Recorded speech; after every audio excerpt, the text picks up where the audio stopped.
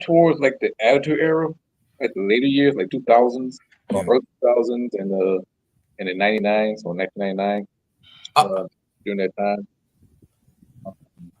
Most of the title change hand mostly is a single title or big card title. The Intercontinental yeah, Championship, Euro, the light heavyweight, even yeah. the hardcore. Well, the hardcore title is acceptable. Oh yeah, well that one was kind of understandable, but like Um, especially after the Crash Holly rules, but I'm thinking WrestleMania 15, Philadelphia. The Intercontinental title changed hands. Road Dogg had it, which fucked up the whole damn match. Road Dogg kept it. It was Billy that lost his title. No. Remember, it was like on the road on the road to WrestleMania, they switched. Oh yeah, that's right. And Road Oh, Dogg. Road Dogg won the Intercontinental title, and then Billy won the hardcore. Yeah. Right. So that if Yeah. I'm not mistaken, the tag team titles. Oh, and then Rock won won in the ladder match on the night after. No. Jeff Jarrett and Owen beat Boss Man. Yeah. And Ken Shamrock. Yeah, that one, and then Rock also won the WWF title the night after Valentine's Day Massacre. That was hot potato so many damn times. I during that road to WrestleMania from Royal Rumble, the halftime show, to the like you just said, yeah. Like we gotta remember when we talking about especially after Monday Night Wars, they was playing for ratings, so we saw a whole bunch of talent changes around that time. Yep. What's going on, Willis? Yeah, was it? It was. So it's a lot we could talk about. Yeah.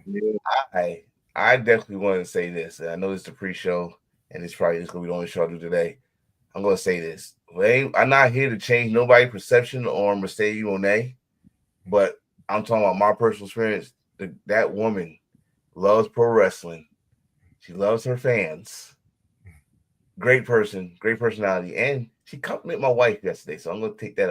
Put the plus on the A on there. Also, and the girl's a hard worker because she did signature 6 hours, and then went and wrestled Indy Hartwell in a good. Oh yeah, the House of Glory show last night. Yeah. And shout out to Indy Hartwell because I didn't know she could wrestle that damn good. So WWE, you dropped the ball. So you dropped it. So when you met Mercedes Moné, do you give her the Bruno Sammartino hug? I have my wife with me, so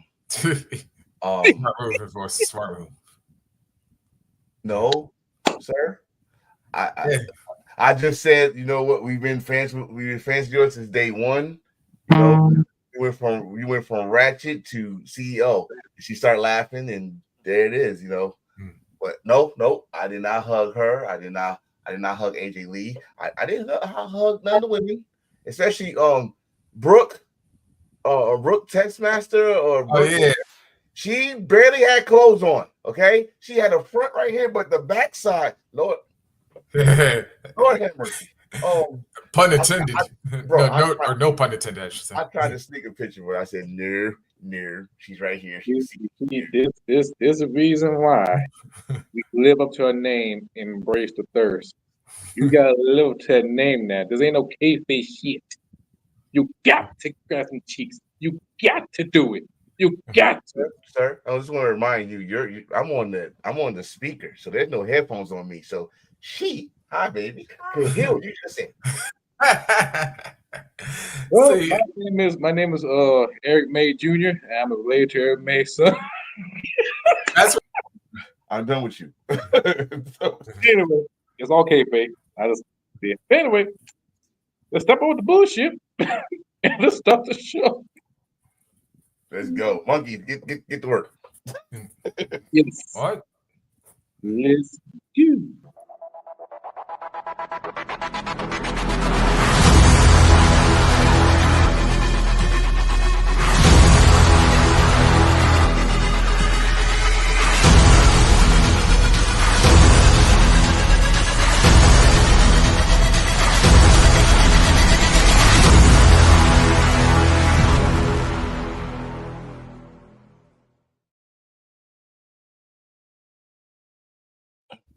Hello, everybody. This is episode 113. This is Embrace the Thirst podcast. I am your host, Shelvin Hill Austin. If you come my way, I will give you a shove and make your ass fall down to the ground. Hey, what's up, everybody? It's your boy Stone Cold Reese Austin.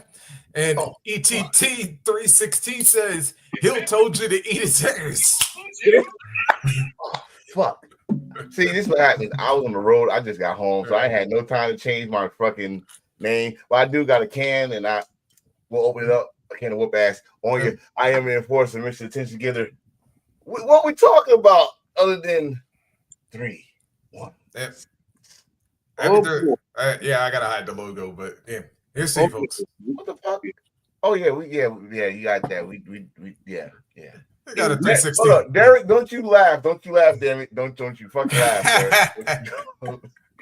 We have a very interesting topic today, from New Japan to J-Pop, the title. Of course, the main topic of the whole show is the 316 Day. We honor and give respect to Stone Cold Steve Austin, the man who wrestled from USWA, WCW, Lord small stint of ECW, and of course, WWE.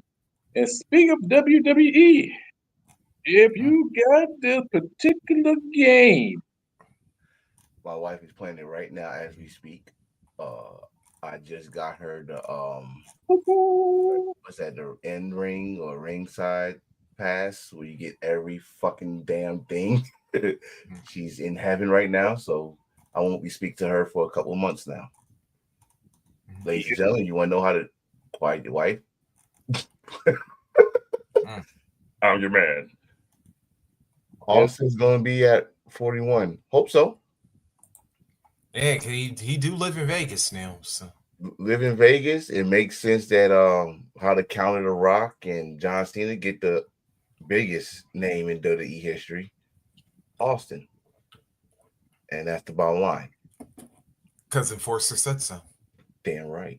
WWE 2K25. It's been out for it's been out for everybody since Friday, but it's been out really truly for like a whole week. So I know only one person can answer these questions. Hell, tell us how it is. Well, damn, nobody got the game. Listen. But I would say it's a great game. I played My Rise, and let me tell you something. I brought this up on the group chat, and none of y'all, some of my bitches, replied to my question. Because I talked about the NXT Unified Tag Team title. Now, if you played in My Rise, they got the two titles. You got the NXT Unified Tag Team titles and the WWE Unified Tag Team title. It's like a mixed gender tag team title. So, in the storyline, you can play a great character and the second female character.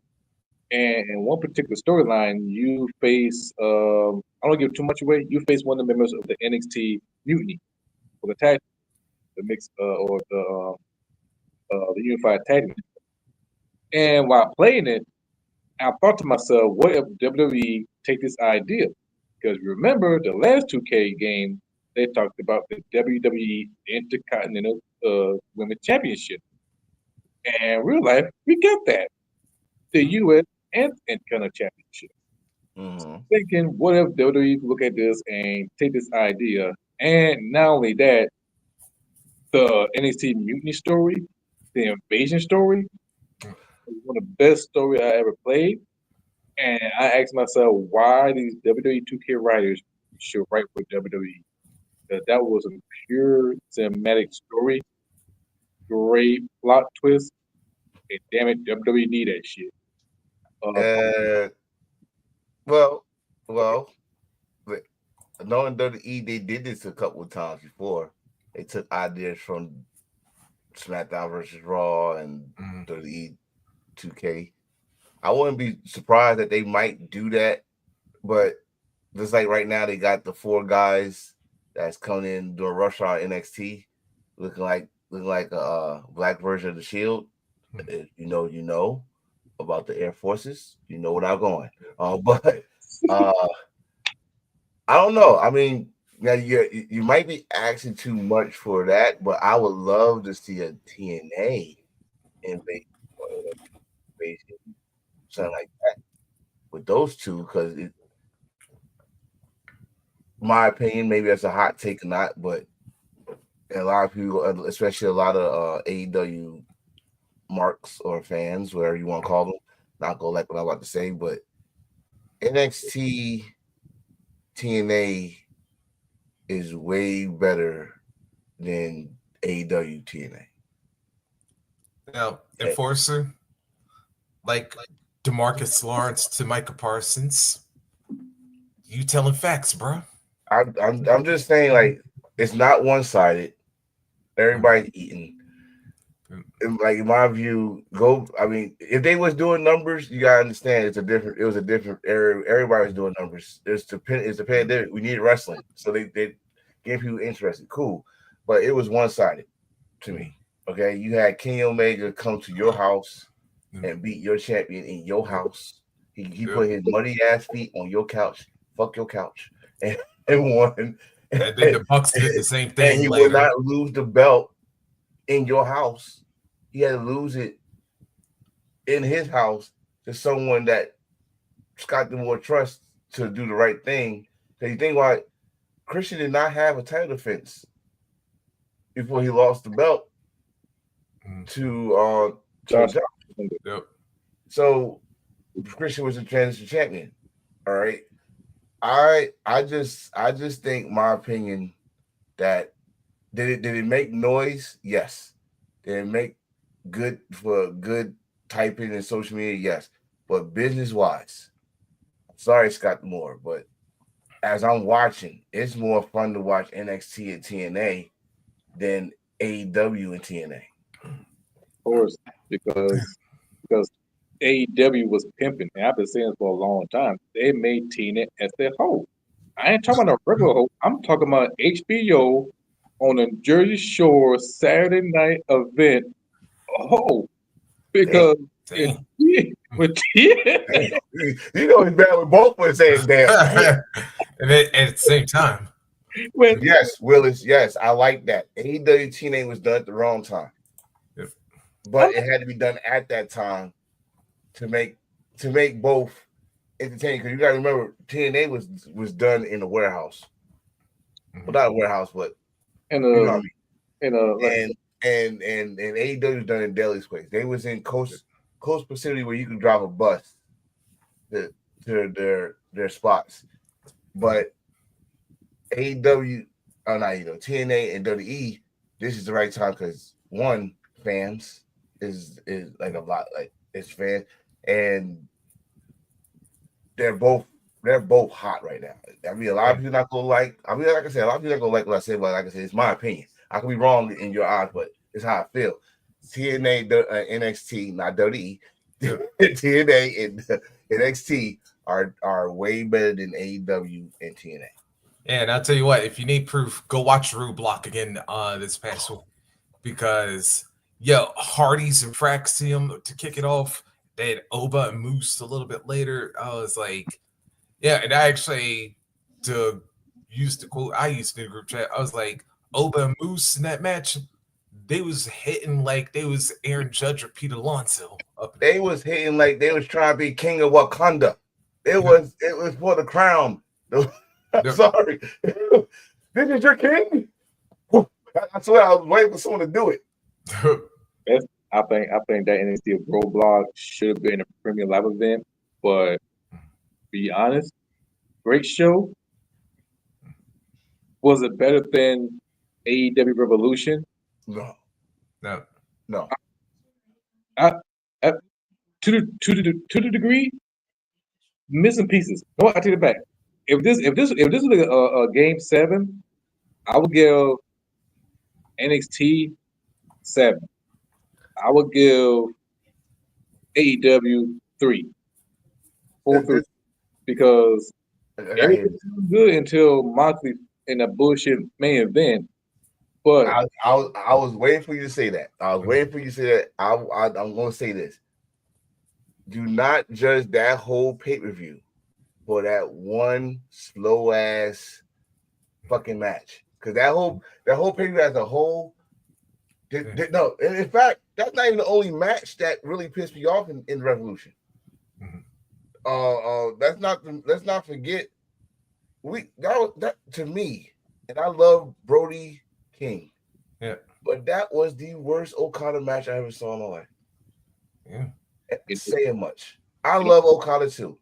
And I'm not trying to like Chris Charleston from New Japan and go off and say, look what they're doing to Okada. No, Okada, like I said a million times, Okada is making that Continental title mean something. But that match could have been better. Well, especially if you fans of both guys, you know what they could do. Oh yeah. It should have been better. Sure, especially after the match that Okada had against Buddy at Grand Slam. And then you have the tag team title match. I'm sorry. One of the Outriders, I forgot his name. He needs some polishing. Turbo. I think it was the tall one. Yeah, I think it's Turbo Floyd. He needs some polishing. And maybe he was nervous. This was their first shot at the tag team titles on a big pay-per-view. He needs some polishing. But other than that, take those matches out and keep the ending of Moxley and Adam. I'm not calling him Colt. Adam. The end of it, it still was better, not by a large margin, probably by a hair, better than Roadblock. But if we're gonna say that again, I always say this: I'm not here to put AEW against NXT. If you're a $1 billion company, you going after the whole ancho. Was you better than Elimination Chamber? That's the question. Not the question was they better than Roadblock. Like you said, Roadblock was on TV. Was you better than Elimination Chamber? That's the question. Are you gonna be better than WrestleMania? Is Dynasty, because that's gonna come on first. Yep. Dynasty's gonna be first. Is Dynasty gonna be better than WrestleMania? See, I remember both events, and of course both events, I have in less than a year. Wait, I just thought of something. Then I'm mentioning it. What didn't WrestleMania last year take place on the same date that Dynasty's taking place on night one? Yeah. Yes. Mm-hmm. So we got a lot when it comes to Dynasty. You got a lot of speculation, and the fact that it's the same date as last year WrestleMania, in the same city night one as WrestleMania is in possibly the same place where NXT Stand Deliver was at, possibly. I don't know where exactly is that, but I know it's in Philadelphia. Let's see. No, they were Wells Fargo, so yeah. But Dynasty's going to be no. Dynasty going to be at Temple, where Ring of Honor was at.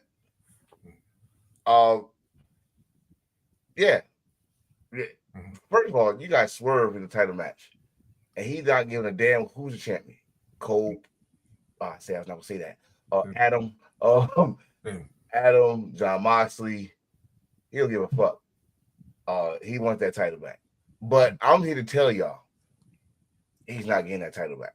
Well, motherfucker. I help you out. Hold on. I help you out. Yes. I threw a flag on my damn self.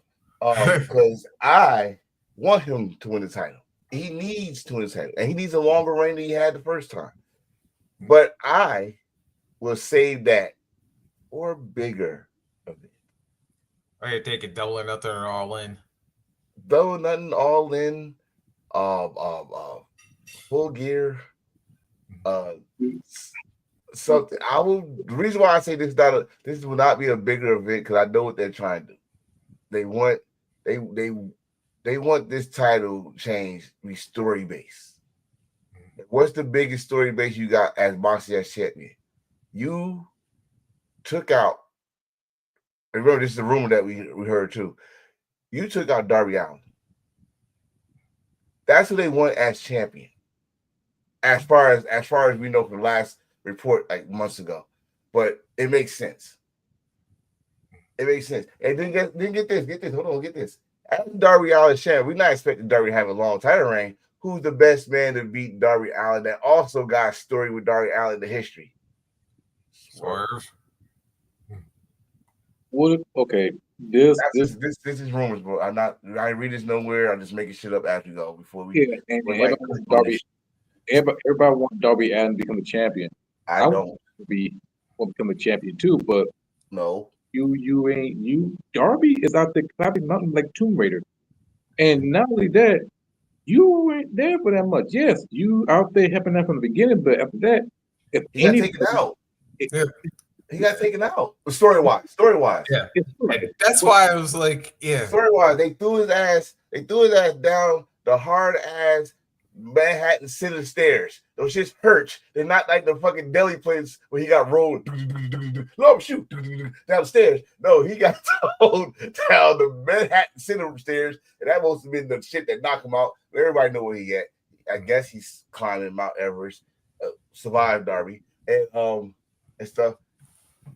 Story based. I think they're trying to find a way to put him on the belt. Is he gonna have a long title reign? If they do, hell no. No. It's just history, the moment, blah, blah. That's it. This is not the TNT title where he can have 11 title defenses every week. No, it ain't happening. But if I do now, let's say this, flip the coin. They do pull the trigger on Swerve. Mm-hmm. I got a hunch. I've been asking this shit for a long time. Where's Keith Lee? At this moment, I hate to say this as a black purist wrestling fan, who gives a fuck about Keith Lee? This journey has been moved on. That's the thing. That's what I'm saying. This is what I'm saying. Like you just said, who gives a shit about Keith Lee, right? Where the fuck he been? Blah, blah, blah. We know the health issues. We know blah, blah. But don't tell me y'all would not, like you said as a purist, but you would not be mad as shit if Keith Lee come and cost this man that match. Okay, this is the part with AEW. There's no they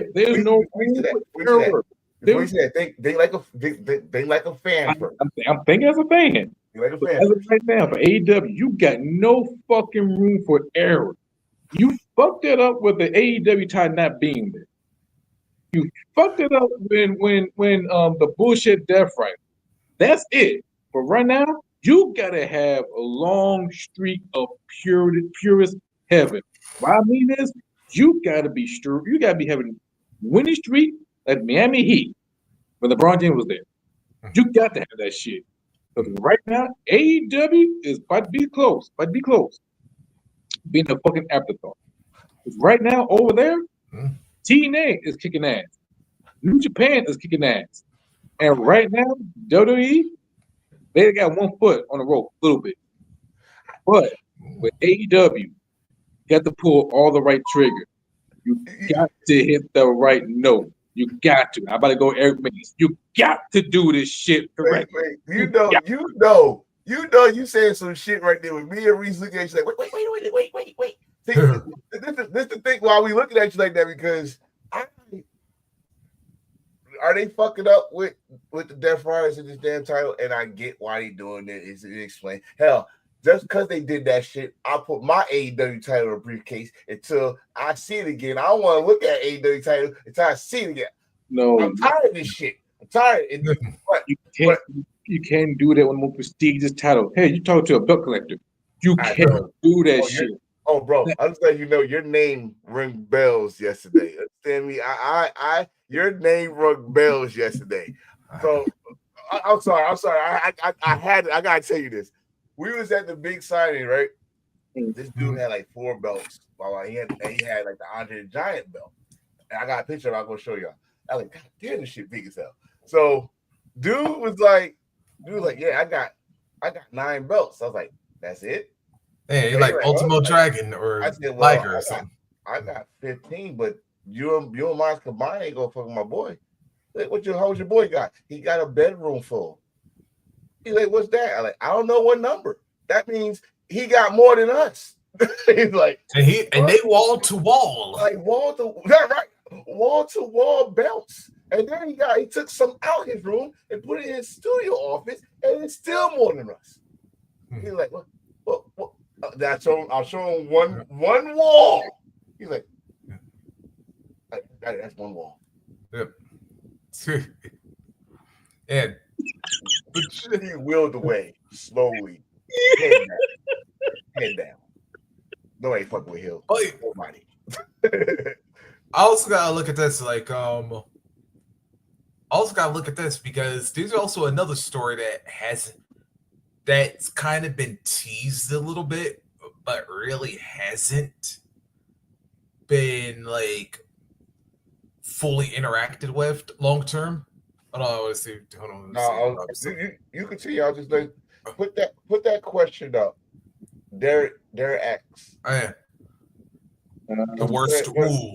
Go ahead, Reese. Continue yours. Yeah. Continue yours. We're gonna answer that. Yeah, we'll get to that in a minute. But my point was, and especially after a certain interaction on Dynamite Wednesday, don't forget that there's still a Swerve MJF interaction that could be coming at some point. And especially because after MVP, in one word, and I said this last night on like one of my other shows, I was like, in one word, MVP owned an entire conversation. Because when he said focus on was, I was like, I don't know who put this picture up.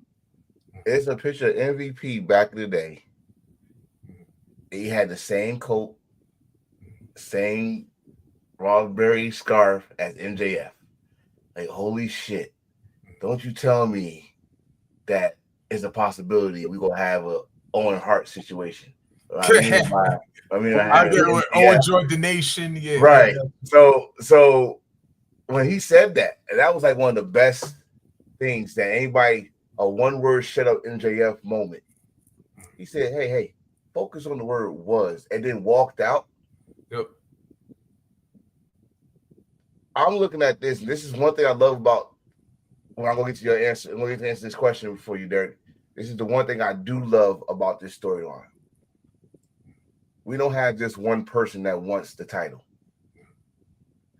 You hide the belt making everybody want that title. Yep. You pissing off not just the fans that appreciate the beauty of that belt. You pissing off the fucking wrestlers that want to be champion now. Do you know you got maybe 6 people that said this on TV? Will Ospreay, that Willis just said he wants that match at All In. Yep. Swerve is the next challenger. Hangman and MJF was just fighting who's gonna be the future blah blah. You got people that want that belt. Yeah. Hope, Adam, whatever you want to call him. Christian, even though he blew his cash. You know what I mean? So now to answer your question, Derek, is this the worst storyline in AEW history? It is short history. No. It is up there though. But the reason why I say no is we're still talking about it for the wrong reason. It was a storyline we just couldn't stand. We just don't we don't even want to conversate about it. It pisses no. We're still talking about this, this story. I mean, it's still interesting. It's just the layout is boring you to death. The layout of it. It's like Moxley. How about this, Derek? I'm gonna agree with you on one of your posts. Is this Moxley's worst title reign? Yes. I wouldn't say worse. I would have to say. There you go. Thank you, Willis. Willis just said it. Yeah.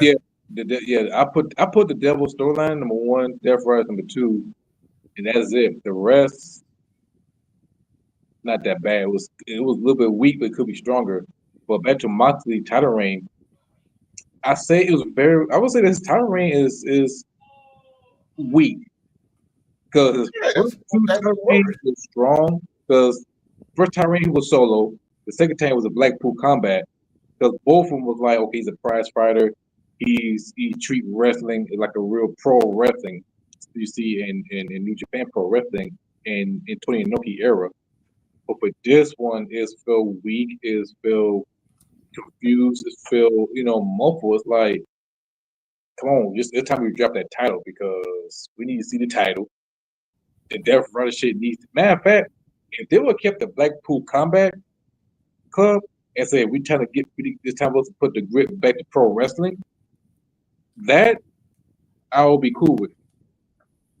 But for this one, no, the Death Rider shit is terrible.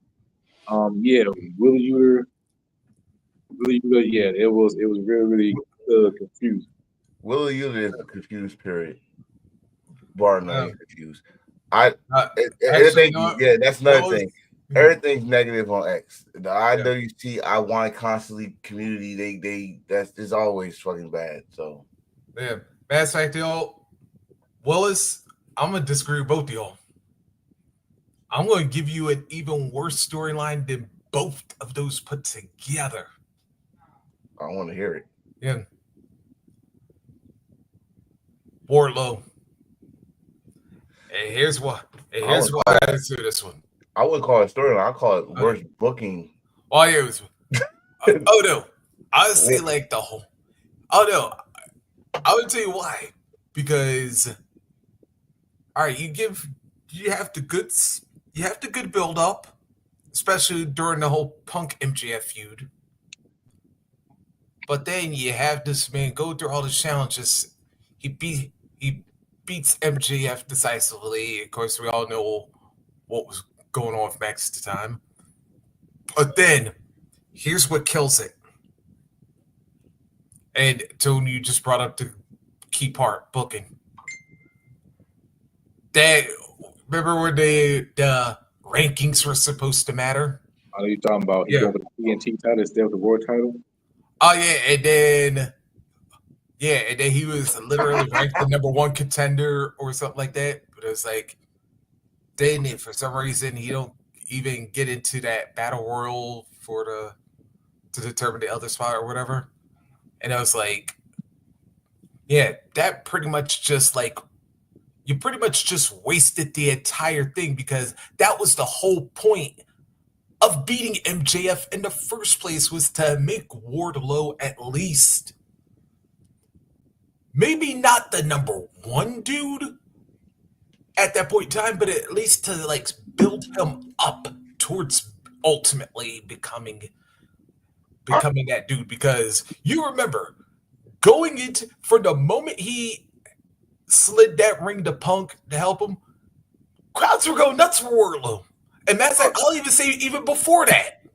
You know the thing about the crowd thing with Wardlow, it reminded me of NXT with Baron Corbin, and I forgot the other guy's name.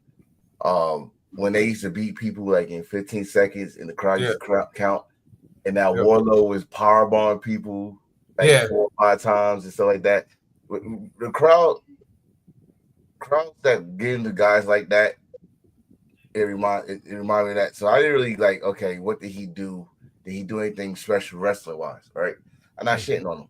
But then I started thinking, this is where I found out, and I guess everybody found out there was some cracks in AEW. And remember, this was around a hot time. This is the hot year. I think it was 2021, right? This was the hot year of AEW. Probably their best year to me. That's when the cracks to me start. Like maybe small cracks, but you know, when small cracks in the windshield, you drive long enough, that crack becomes big. Wardlow, he was the number one, correct? Yeah. And all of a sudden, that ranking just got raised, and he became TNT champion. Yep. For some reason, and not to mention that he beat someone who just became TNT champion, not that far away, which was Scorpio Sky. Mm-hmm. I was like, okay, I think I just saw my first AEW politic move. That was the first time you say, oh, there's some politics that happened in AEW. You didn't know there was actually more, but at that time, you're like, oh, that was a politic move. You found out later that, where you found out that CM Punk was supposed to lose to Hangman, so Hangman have a long match, then certain blah, blah, blah, politic move. He wanted blah, blah. But that was the first time I said, oh, that's the first politic move. Because he's supposed to have been up for the title. Of course, they rankings. That's another thing we found out, that rankings was full of shit. Rankings, oh, we don't do story, it's about the rankings. He was number one ranked, blah, blah. Wardlow, to me, is not a story. Wardlow is booking. Now I'm talking about something that we was actually supposedly was invested in, and we was excited from the beginning, and then it just drained us. That fucking devil one was the worst shit, worst execution, and it's not their fault. If Adam Cole didn't get hurt, I think it would have been fucking perfect. I think it would have been fucking perfect if he didn't get hurt. He got hurt, which dragged it on to the point that we were so happy when they finally faced each other in the respective one-on-one match and said, okay, we're done. That's it. This is it. Close this chapter. I'm tired of MJF and Adam Cole. Done. That was the worst. That was the worst. I mean, there's more, but at least if I say more, they gave up on it before it really pissed us off. They didn't give up on that storyline. Yeah. So, speaking of AEW, stay on AEW. Talk about this. I heard about this. So what you gonna call it? International Continental? You might as well call it the Intercontinental. Call it the Continental. They might as well call it the AEW Intercontinental Championship. This get over with, because this is the way it looks, because they want Kenny Omega and Okada for both titles. If they do this, fuck the damn tournament. The whole thing be a waste. We all know Kenny Omega will be a good match. They try to build this shit up for Okada and Kenny Omega. Hold on. Let's not fall for that. Let's just wait till it happens. Let's not fall for it. You know why I'm saying that. You, especially Hill, you know why I'm saying that. I'm seeing Nakamura and AJ Styles all over again.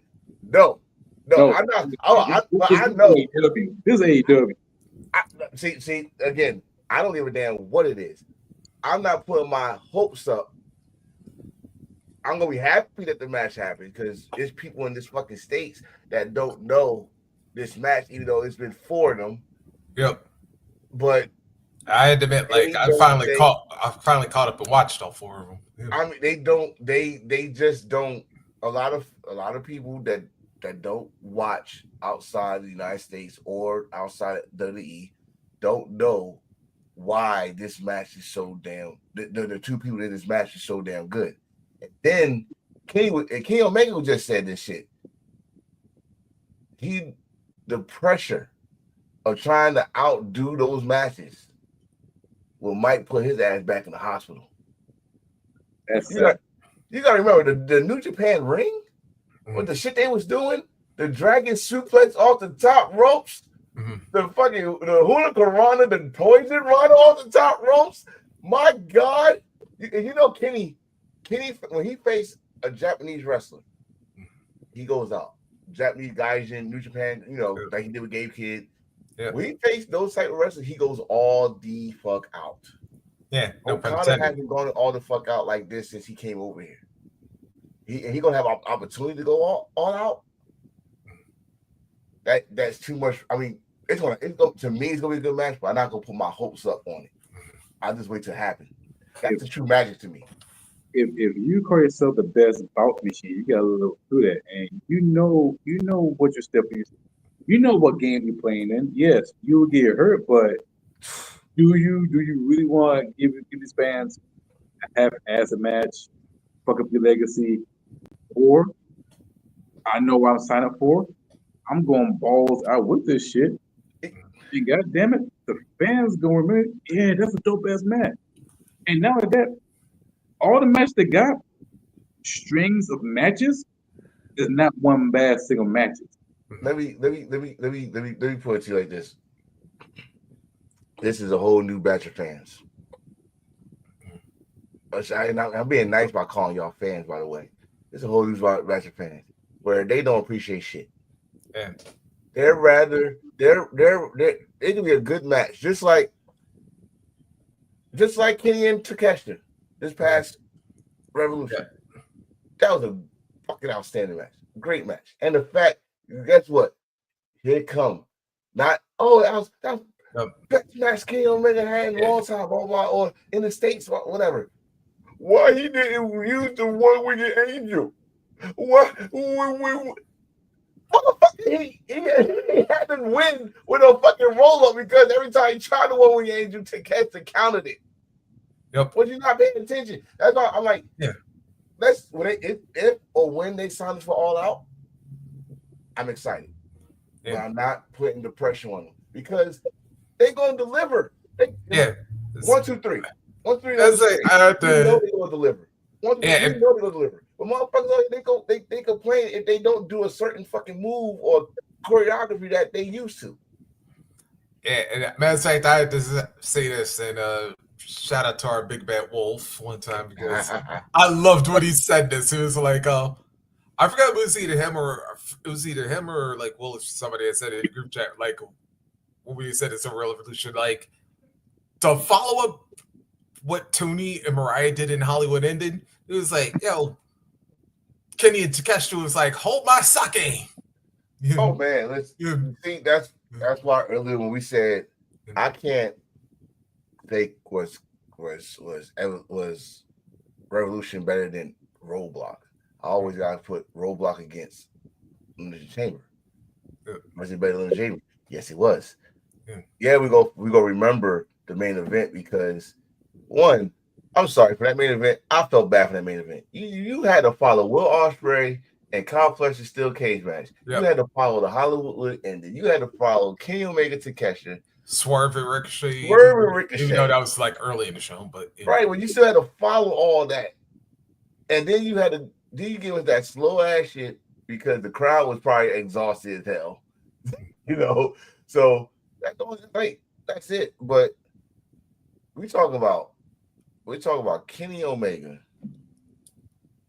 against Okada 1-on-1 in the States. We got robbed. This will be the first time. Yeah, this will officially be the first time because they were supposed to happen. What Super Card G1? G1 Super Card. Yep. That was supposed to be Kenny and Okada, not Okada and Jay White. But Kenny went to he signed with AEW, and they already knew this was gonna happen, so they put the belt to Tanahashi. Tanahashi got beat by Jay. There was a story there with Okada and Jay, so fuck it, let's go. I will love as a fan, purist, content creator, podcaster. If they announce that, I put that on my check. Am I gonna get my hopes up? No, because if it don't even if it gets half of what we saw in New Japan, I'm satisfied. But I said this to when Will Ospreay and Ricochet had a match. I said you're not gonna get the viral moments that we got years ago. You're not gonna get that. You might get the best hits, but you're not gonna get that because we all saw it done already. Just like who else? It was somebody else. It was damn. Like I said, you got to do something that we haven't seen before, like Kyle Fletcher and Will Ospreay. You got to do something in that match that we haven't seen before. And they did. They did fucking shoot a star press off the damn stage. That's Spanish fly, right? So with Kenny and Okada, you're going to see the V trigger. You're going to see the stand drop kick off the top rope. You're going to see the big boot over the rail. You're going to see Okada run all to the other end and dive over the. I'm telling y'all what y'all going to see already. You're not going to see Raymond. You're going to see now. You see bitch. You're going to see that. You're going to see all this. So probably a money clip. A money clip. You probably see the Snapdragon suplex. Snapdragon. You might see Kenny's old fucking move where he used to cross your legs and do the suplex. Yeah. You might see some classics. The thing is, especially those that saw all 4 matches, you looking for what you gonna do differently? What kind of different outcome? Is the Young Bucks gonna get involved? That's what I'm looking for. Because I get my hopes up, like, oh, they're gonna bring back Wrestle Kingdom the first match. Oh, they're gonna do the million to draw. Oh, they're gonna do the 2 out of 3 falls, no time limit. They not. They gonna give you something different. Think about the G1 match. The G1 match when Keith finally beat Okada. That was a 30-minute match. they had to do that was the shortest time match they had out of all 4 matches. He beat him in, correct me if I'm wrong, Reese, 24, 25 minutes? I believe so. It was the shortest match. So I think people be excited for the match. Don't get your hopes up, because then you go complain. Am I wrong for that? I mean, we've seen it. We've seen it. We talked about this heavily about AJ Styles and Nakamura. We talked about this with who was it? God damn it! Hell, when Cody Rhodes in the first match, Cody Rhodes and Kevin Owens. We had Sami Zayn. Oh, that's what it was. Sami Zayn and Kevin Owens. I said, you gotta do something we haven't seen before, because we saw y'all matches for the past 25 years. Yeah, I mean, if you want to compare AJ Styles and Nakamura, the reason why, because purist fans, we expect what we see from New Japan. Don't. Regular casual fan or WWE fans, they enjoyed it because that's the WWE match. That's the WWE style. Purist fans, like all 3 of us, and people who watch this, when we see Nakamura and AJ Styles, we thinking, oh, this is going to be a story, this is going to be a hard-fought match. But when New Japan posted up the Intercontinental Championship match on YouTube the night before WrestleMania, we thinking, okay, that's oh shit, bro, I did that. Somebody when everybody got happy when Nakamura said he won AJ Styles, my boy, we call him Bear. He's like, why everybody excited for this match? I said, because of this. Oh, we'll get that. Like, no. I said just like that. No, you're not. Because I'm gonna tell you like this. There was only 1 or maybe 2. I'm gonna say less than 5 times that you saw a New Japan style match in a WWE ring. One was Nakamura's debut against Sami Zayn. The other time was John Cena against AJ Styles when AJ Styles won. Yeah, take over Dallas. All right, so you're not going to see that. Summer. I already knew that shit. I just didn't know they were going to turn Nakamura heel. But they're going to do a story based on this. They're going to give y'all 3 matches. Why? Because 1, those that watched the first match never got a rematch. That was the one and done. So this is actually their second time facing each other. Period. 1-on-1. Okay, don't you go stretch this. Did I know they're going to stretch it for fucking 4 months? No. Hell no. How many low blows did we see during this damn stretch? God damn, my balls hurt. I need ice. God damn. So we had to sit through that Mr. McMahon era bullshit. Baby oil. Fucking the baby oil club. The VOC, baby oil club. Motherfucker.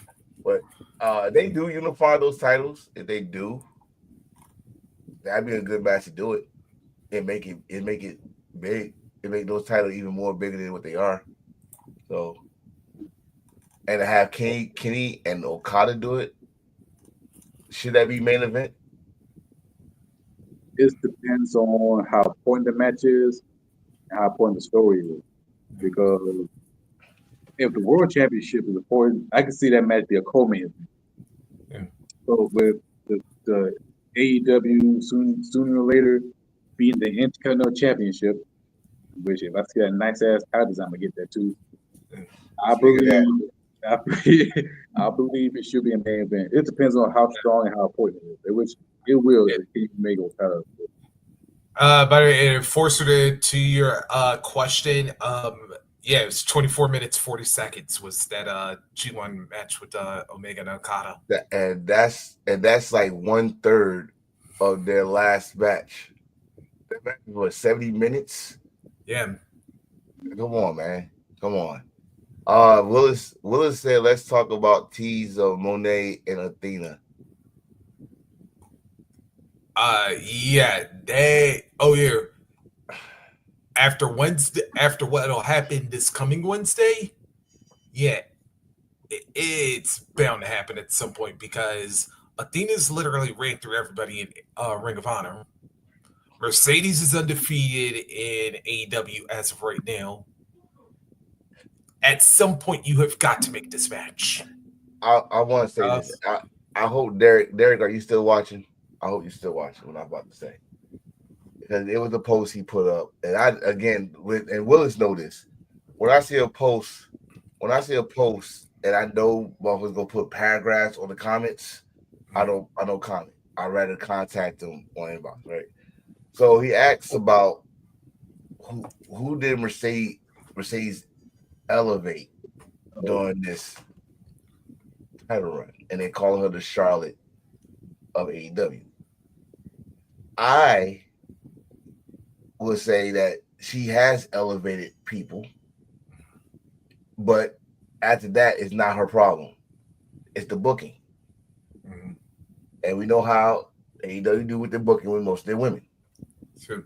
She elevated Chris Statlander to the point of at least saying Chris Statlander might be a future world champion. Fuck TBS, world champion. After that, they booked Chris Statlander right since, my opinion. No one knew who the hell Momo was. I'm not saying us. Unless you're a Stardom fan. I'm not saying us. I was saying no one knew who Momo was. That match, you know who Momo is. The next one will really get you because this is fact. Right. Stephanie Van Kier, we know. At Forbidden Door. Yeah. Forbidden Door got her the WWE contract.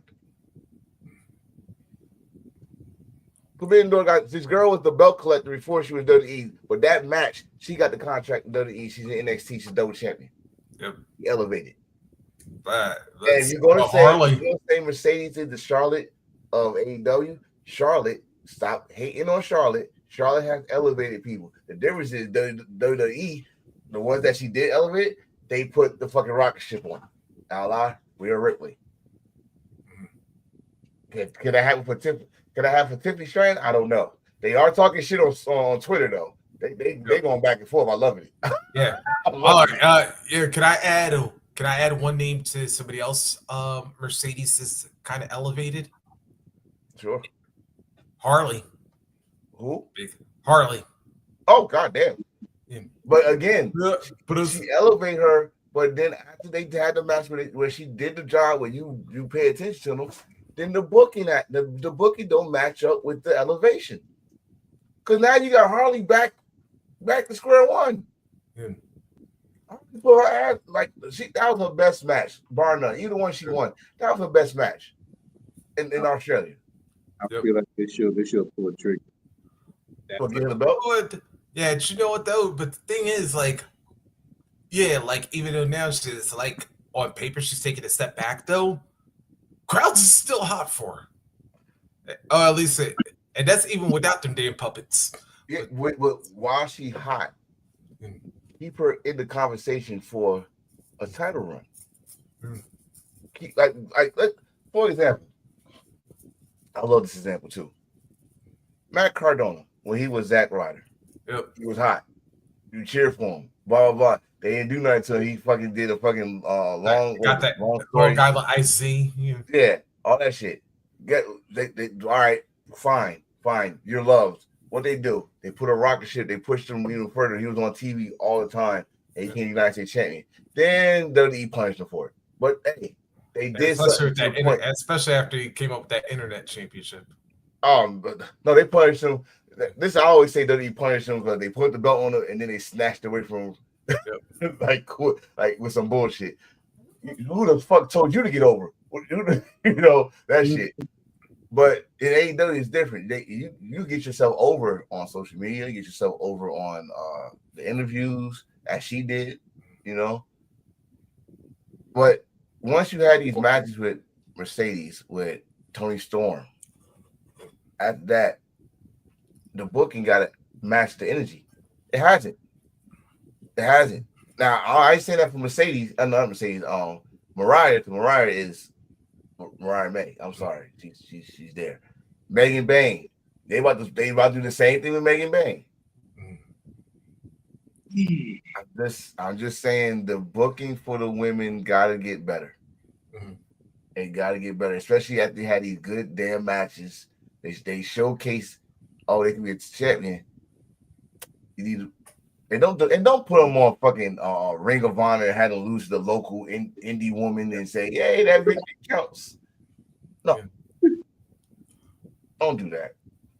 First of all, you disrespect Athena when you do that shit because she's a damn champion. She needs some competition. She's beating everybody.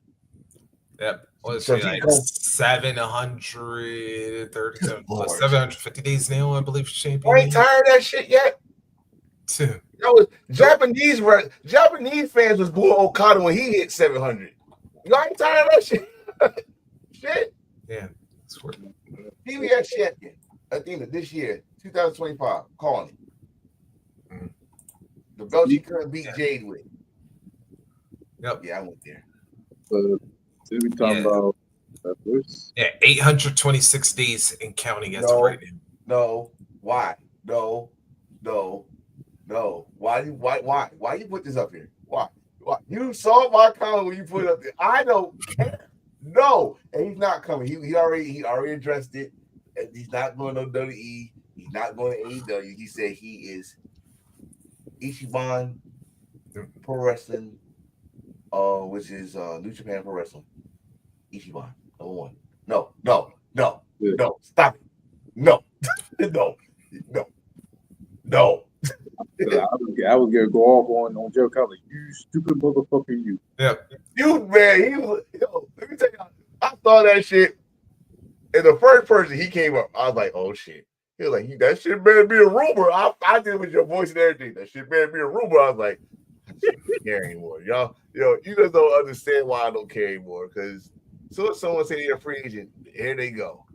Oh, he's AEW bound. Oh, he's WWE bound. I don't care where they are. As long as I get to watch them, I don't. Because see, if you go to WWE, you already know where you're going. So don't act like you're going there to be a pro wrestler. No, you're going there to be an actor. You're going to WWE to be an actor. Your wrestling is just in case you have a match and you could do some things. You're going to WWE to be an actor. Yep. Okay, that's what you go. You go to AEW. Look at us. Look at El Chad. If you don't believe me, Garcias. Oh, sorry. It's. But listen, the point of wrestling, WWE, AEW, TNA, MLW, New Japan. The point of wrestling is, are we entertained? And I'm gonna give you one point of that. There's a certain event that happened in Kurgan Hall this past week, and there was a guy has something rubber. He had something rubber You on. talking about DDT, a little slingshot hitting the old boy in the face. Let me finish my story. He took the elastic and he walked. The dude was still in the ring. He walked all the way up in the stands with still the elastic. That shit stretched all the way up. And he let go. Damn. And it hurt. But was I entertained? Yes, because I was laughing my ass off. It was funny as shit. It was like that's what wrestling entertained. Look, last night, and I'm gonna bring it up. Last night, I was an intricate part of fucking House of Glory last night. The rail fucking kept on hitting me, and it tore up my chick. It fucked up my chair I was sitting at. I had to use a chick seat the rest of the night because Miller and Dijak, 300-pound ass, want to go over the rail and squash my fucking Matt, they want to come back and finish the chair off and then tell me put ice on it. Put ice on it because the rail hit my leg. Now just look at the dude that's on the rail. He's like, put some ice on it. So 5 minutes later, Jay Bougie, you put some ice on your balls. How about that? So I was part of the show, okay? Wrestling is entertainment. Enjoy it. My God. But damn it, stop. Let's stop this. Let's stop this. My motherfuckers going to another fucking company. Let's be happy we can see their ass.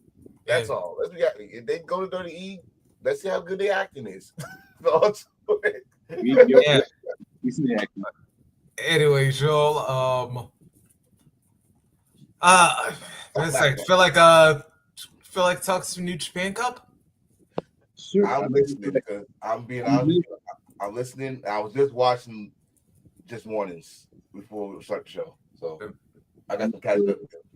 I'm coming around behind, but I did catch up round 2. Yeah, round 3 came on this weekend. All right. But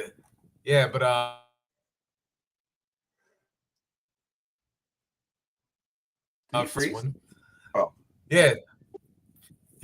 I'll try to Excalibur my way through this one as quick as possible. But first night of the tournament, I believe. I think it was one of the first. I don't know if it's first night, but it is. Yeah, defending champion, eliminated him. How is the global champion eliminated? Who did he face? No, I said the defending New Japan Cup champion was eliminated. Yeah, he's the global champion. Oh, he's also global champion. He faced Evil. Oh yeah, okay, that makes sense. Yep. I don't know what's going on with House of Torture, but again, I said on here, they're not part of Bullet Club, but I think they're taking over who's the top dog in New Japan is right now. Yep. It's not looking good, but I'm liking it for what I've seen so far. All right, we had that one happen. Yuya Oyamura defeated Sonata in the next match. So it's like, again, no surprise. Sonata, being Sonata doing Sonata things. What when it comes to Sonata, it seems like he's been the topic of conversation during this tournament. We don't know if what he's doing. He's hitting David Finlay by mistake, and he's going after what was his name? You just say that beat him? Uyemura. Or he fucked him up. Not that long ago, I saw the clip of that. He fucked him up. Sonata is conversation during this tournament, and he didn't win shit. I mean, I'm glad he back to blonde hair and got a beard. I'm happy for that. But Sonata, I don't know, man. He's been he hasn't been himself since he lost that damn belt. Am I wrong? Nope. Again, you in DeMarcus Lawrence mode. You telling facts. Yeah. Shout out to DeMarcus Lawrence putting Michael Parsons in his place. Anyway. Well, we'll get back to that in just a minute. But I was like, I was in the crowd. I didn't know nothing about it until I left. Yeah. Let's see. There we had Oiwa defeated Chase Owens in that matchup. What the hell are you doing with Chase Owens, man? He's the crown jewel. He's the crown jewel of the Bullet Club. You need to do something with him. And not only that, is this the same night with Bad Luck Fale? Yeah. As a Bullet Club fan, New Japan, you are disrespecting the underboss, the rogue general, Bad Luck Fale. I'm very disappointed. Figure it out myself, there, folks. I'm trying to figure it out myself. Very disappointed. Let's say we had Gabe Kidd defeated Ren Narita, which I believe was the longest match of the opening round. Really? Yeah. They went 22-15. Oh man. Gabe Kidd, I know he won because he had the microphone, so that told me he won the match. But he is folks, stop getting sand in y'all vagina, okay? He's playing a character where he's saying that New Japan is Ichiban, which is number one. That's why he said fuck WWE, fuck AEW. Yes, he was just in AEW not that long ago. And guess what? While he was there, he said fuck AEW. That's his character. He don't give a shit about nothing but New Japan. He's not saying he don't fuck with them. He's just letting you know that his allegiance is New Japan. It's a character. That's all. If they give him a big contract, he probably go there. I don't know. But he said fuck them. So love him. Love him on that. All right. Then in the bottom half of the bracket, we had Great Khan defeated El Phantasmo. Yeah. Ooh. Yeah. So, yeah, Great Khan going to be looking for a TV title match somewhere down the line. And he's doing an open challenge, though. So, go for it. Yep. Then we had Naito defeat Caleb Newman. All right. Then let's see. Then we had Drilla Maloney defeated Ishii. And then Bolton Oleg defeated Batlik Fale to complete the opening round of the tournament. But can I get a stand ovation for Drilla? This man cut his hair. This man he tanned himself so damn black. I think he's a brother. Drilla, man. Him and Gabe Kidd need to be a tag team. Mm-hmm. When the World Tag League starts, they need to tag up. They need to beat Naito and Time Bomb for the tag titles. That's why I'm going with it. I need that to happen. Yep. It's that Drilla and the Killer. Yeah. Ooh. New Japan, if y'all use that, send me some yen. Cut the check. Yeah. At Bad Fact Enforcer, yeah. If you make a t-shirt of that, I ain't even had to ask because we yes before I even finished the question. All right, then we go to round 2. All right, David Finlay with a count-out victory over Evil. That's still wild though. That's still wild because Sonata came in and that was crazy. So now can they trust Sonata? We're doing this story again. Yep. I think he's going to the winning team. You think he's going to you think he's going with House of Torture? Because the War Dogs don't collect them wins, he going to the winning side. Because matter of fact, Sonata and Evil. Yes. I'll wait for you to go there. Former tag team champions, former 2-time World League champions. Yep. I wouldn't mind it. A little reunion? Evil Sonata reunion? You know what? How about this? Evil Sonata reunion starts off a Evil Los Ingobernables de Japón reunion. Yeah, I was about to say, could be what Sonata could be missing in his career. I love LIJ, but they are becoming stale. All right, then let's see. They are hell. Yep. All right, then the next matchup, Uyemura with the upset defeating Yoshihashi. Is it upset? I would say a little bit of one, but do you want me to go back to not liking that dude? Is it upset? Yeah. Yeah. I just start respecting Yoshi, and now he's going right back to the damn trap he used to go to. Now that Godo is the heavyweight champion, now you just forget you know what I mean? Like, yeah, you should be in the quarterfinals. You should be in the quarterfinals. I give you that. I know they're not gonna have you nowhere close to no damn world title, but you should at least be in the quarterfinals. Mm-hmm. You're gonna go right back with Aaron. You keep on playing with Yoshi. You're gonna go right back with Aaron and with me. All right, then let's see. Next matchup, CSJ defeated Oiwa. No surprise there. Then we had Tai Chi with a count-out victory over Gabe Kidd. Wow. Yeah. Yes, keeping Gabe Kidd strong with that. All right. Yeah. All right, then Shooter with actually the longest match of round 2. Yeah, Shooter defeated Great Khan. I'm waiting for Shooter to put tattoos on his body. You tell me he don't look like homeboy that was back in WWE back in the day with the tattoos and the white pants.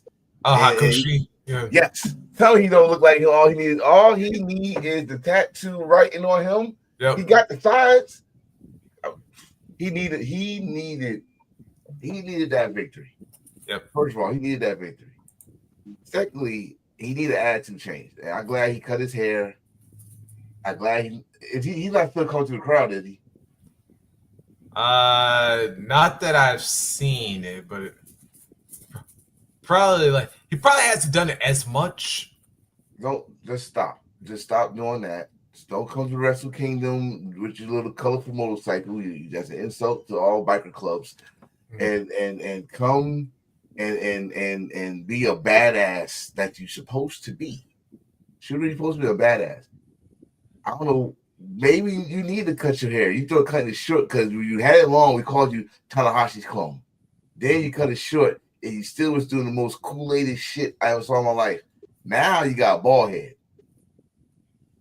Up to the club. now do something with it, damn it. Yep. I need some gold. I need title gold. Or you're going to be in the clique with Aaron. Keep fucking with me.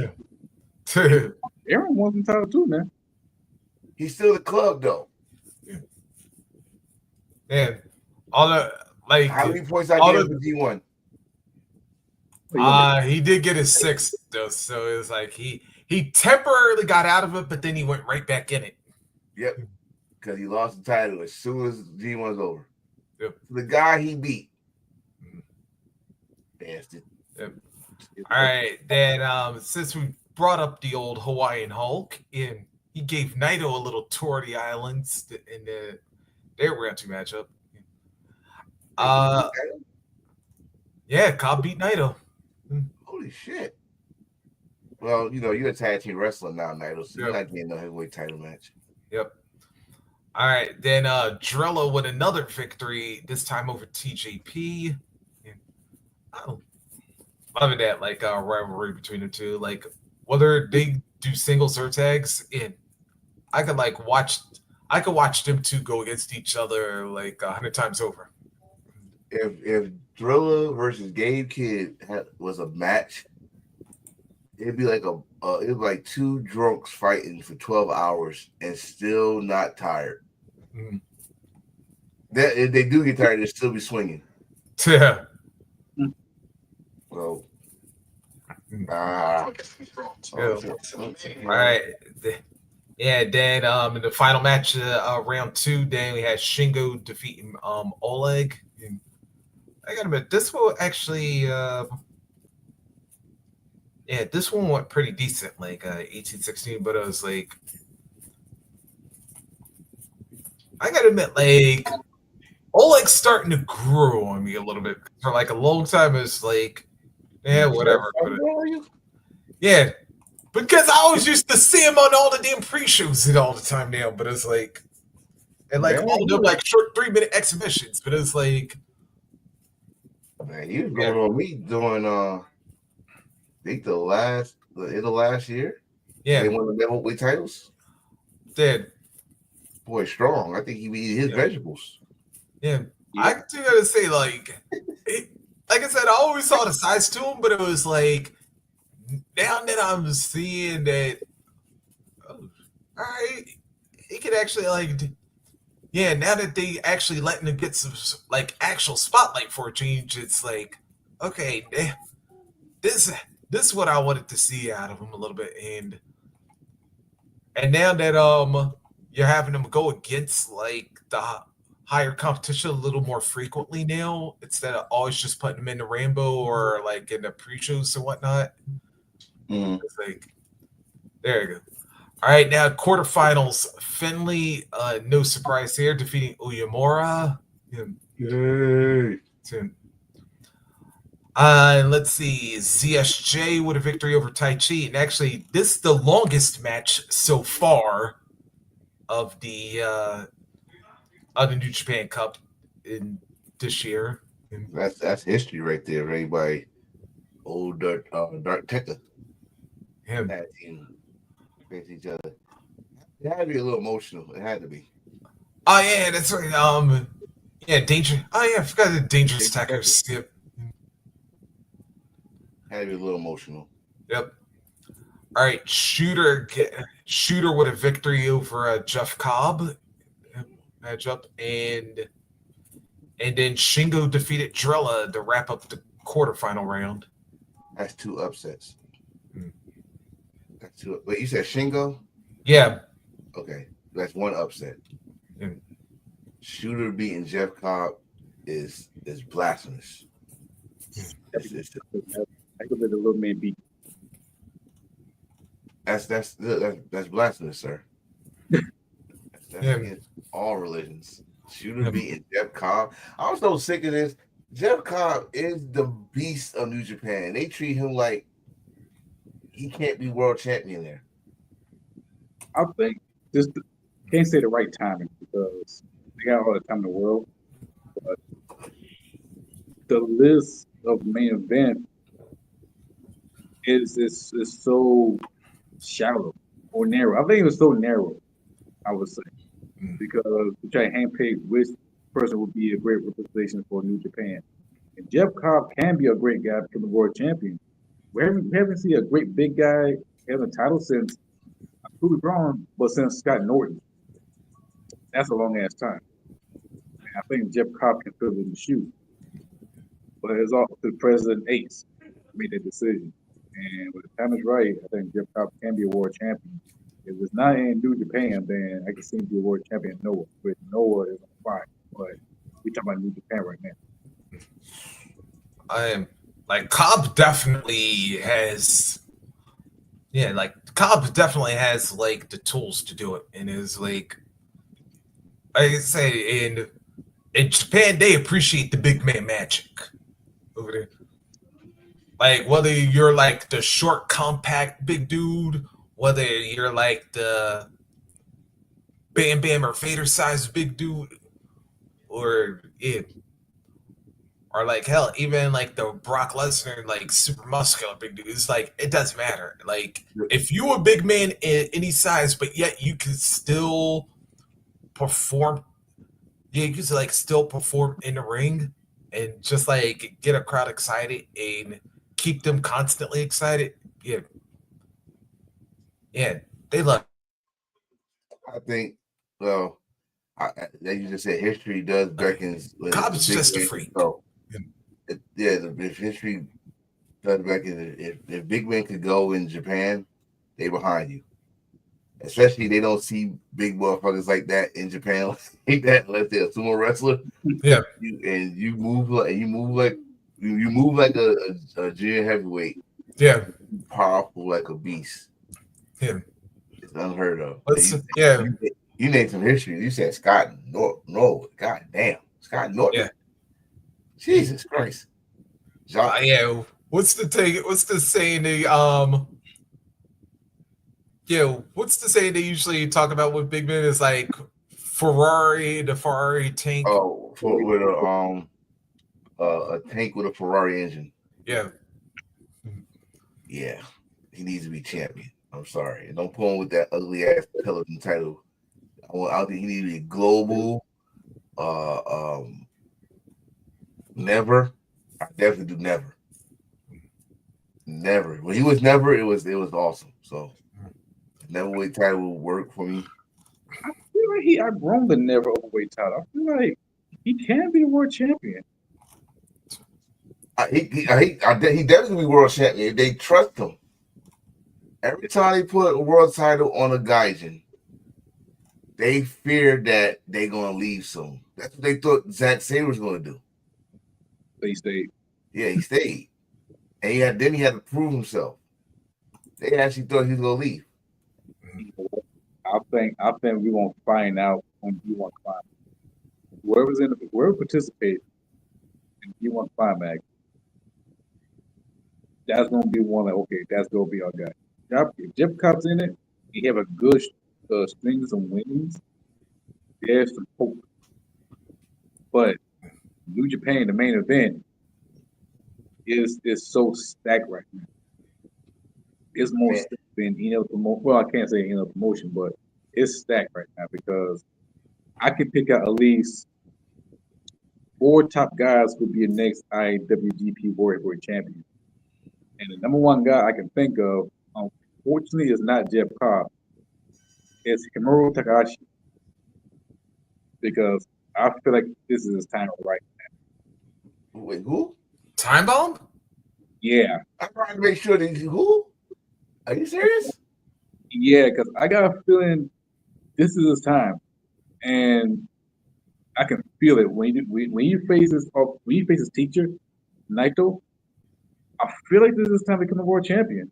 I feel he outgrown the junior heavyweight champion, and I felt like he's next in line to become a world champion. If he can do that, then he's a GOAT. I spoke a lot of weed. I know I'm not gonna say. I'm not gonna say that. He's 1-4. So the second one behind Hikaru Takahashi, I want to say Minoru Suzuki, but that's a wild card because he wants to win that world title one day, but we don't see him that much as often. So wait, so Minoru Suzuki? Yeah. Your grandpa? Yeah. No. You're not gonna see him come back to New Japan. Period. He's working at MLW. He freelancing. He said he tired of that shit. He tired of New Japan shit. I mean, yeah, I can see that. Yeah. He got a cousin NRA over here in the USA. Yeah. Your friend asked about you. Cool. I wouldn't mind seeing Zack Sabre Jr. get his title back. Jeff Cobb was right there. I'm going to tell you who I feel like. I feel like David Finlay should win the gold. Just for story-based reasons. He was global. He disrespected Goto and his children. His family. Yeah. Goto. And not to mention David's in the finals because he defeated CSJ. This was the split. I thought this was that's semifinal. No, that's what I'm saying. Yeah, Finlay just won his semifinal match against CSJ. Earlier today. Yeah. I thought that was the quarter. No, that was the semifinal match. So when's the final? I thought the final. No, so the finals hasn't been determined yet because Shooter and Shingo have to face each other still. So David Finlay is in the final. Yeah. He's waiting for Shooter or Shingo. Oh shit! They better not tease Shooter. They better not tease Shooter in this damn final. Don't do that. Don't do that if you're not gonna pull a trigger and have him win it. Don't do that. I hate when they did that shit to Goto when he was going through his bullshit the same way Shooter is. Do not do that. This will be interesting. This is more interesting than March Madness because yes. Whoever the top people come out got face Goto. I guess Goto gonna face Yuji Nagata for the championship. He already did. They already did. Yeah. Damn. Yeah. But if David Finlay win this match, I hate to say it, but I'm rooting for him to win that title. And it's gonna be a power struggle with the Bullet Club between Evil and David Finlay. It's always a power struggle with Bullet Club. Power struggle. I see what you did there, Hill. And Sonata gonna be a game changer. And Sonata with Jonah will hot. Of course hot, but House of Torture. Ladies and gentlemen, if this shit happens, look at him. Look at him play. if this shit happens, you blame Hill for this. I just don't tease you with have Shooter lose. Please have Shooter lose. Because you have Shooter win. One, I know what y'all doing. Okay, you teasing that these third generations or these new 3 Musketeers that y'all try to put is the next guys. And that's cool. I mean, y'all got some young studs right now. But god damn it, don't do this. Please. If you're gonna put him in the finals, have him win. Redemption. That's the biggest redemption in Japan. It's Japanese wrestling. It's about redemption. He had a terrible 2024. Terrible from the beginning to the end. Started off terrible. This man cut his hair. God bless his soul. Cut his hair. And now, not to mention last year's New Japan Cup. Yeah, he got scapegoated. See, he needs some redemption. If you go do that, let him win. Let him win. But you go tease him in the finals and he lose, I'm gonna be so pissed off with New Japan and Tanahashi. You know, you got to put it on Tanahashi because it's not fair. You do the shit with if something goes wrong with WWE, you go to Pop H. If something goes wrong with NXT, you go to freaking Shawn Michaels. If something wrong with AEW, you go to Tony Khan. Well, damn it! If you do this, El Presidente, Tanahashi, it's on you. It's on you, son, bitch. You don't do this. I'm gonna write a letter, man. I'm gonna make sure it's translated to your language so you understand the anger in all caps. Don't do this. It ain't right. Same people emotions. Are you gonna type or use the Japanese ink? You gotta dip it in and all that shit. I know. But I do want to bring up something Willis did bring up a little bit earlier. Don't know why, because I really don't give a fuck about this dude one way or the other. But the whole JD from New York thing is like, I was, of course, I said I was there, but we was not paying attention to see if he was in commentary, and I knew where he was doing commentary at. I was not paying attention, so I didn't know if he left or not. I did talk to Sir Wilkins, who's also the commentator. He do, y'all know him from Jabba Cheer Slam, Jabba Cheer podcast. But I totally forgot how JD looked. First of all, because he probably walked past us a couple times. I don't give a fuck. But I didn't notice he left until after the show. Shout out to the Reels, Stephen Garwin. He said it, and then I was talking about it. Let me just say this. You gotta remember, this dude talks constantly bad mouthing AEW.